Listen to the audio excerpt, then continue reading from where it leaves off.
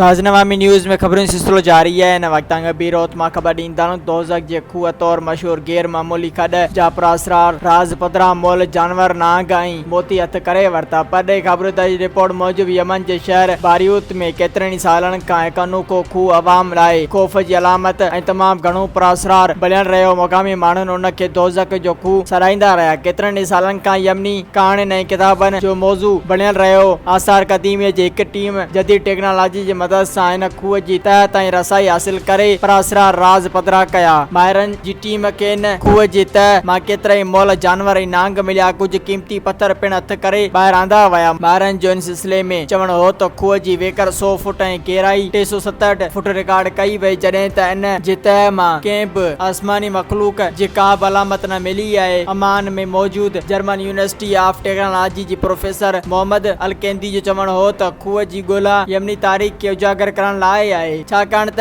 इहो खूह यमनी तारीख़ जो अहम हिस्सो साबित थी सघे थो।